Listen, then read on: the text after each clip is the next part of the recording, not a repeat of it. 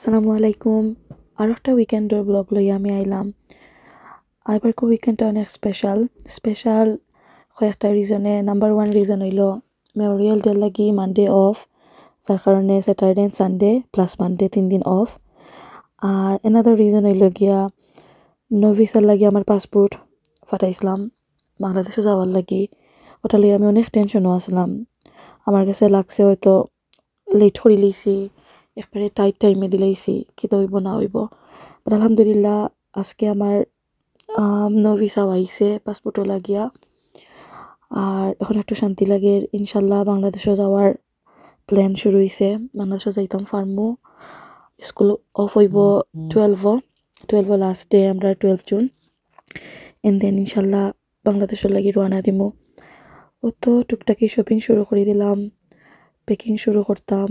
অনেক কাম, গরুর মাঝে কাম। সামনে ঈদও আইছে, ঈদের লাগি কোনো প্রিপারেশন নিছি না, কিচ্ছু নিছি না। যদিও আমার আসল ঈদ লাগে বাংলাদেশে যাওয়ার বাদে, আমার আম্মারে দেখার বাদে, আমার আব্বার খবর জিয়ারত করার বাদে আমার আসল ঈদ হইব। কিন্তু এর বাদেও তো আল্লাহর বিধান, আল্লাহ কইছেন আমরা মুসলমানের লাগি সবচেয়ে খুশির দিন ঈদ, এদিন আমরা সেলিব্রেট করতাম।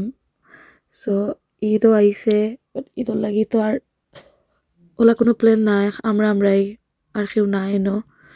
আত্মীয়স্বজন তো যারা আসেন তার লগে তো দেখা হইব।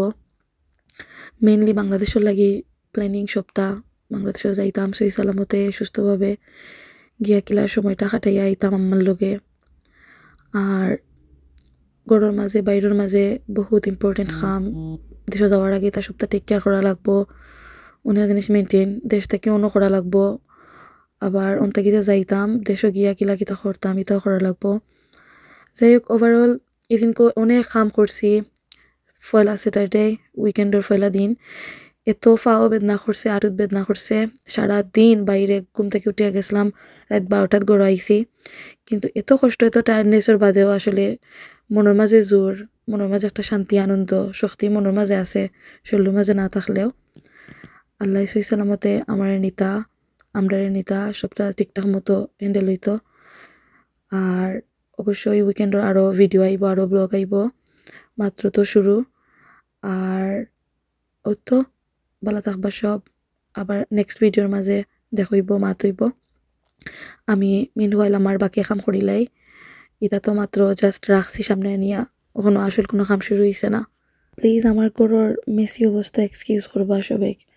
এমন মেসি আস্তা গড়, আমি কিতা কইতাম, আমার নিজেরও শরম করে। বাট ইটস ওকে, সব ফ্যামিলির লাখান আসেন, কেউ কিছু মনে করুক না। আস্তা গড় মেসি, এটাও গুছানি লাগবো।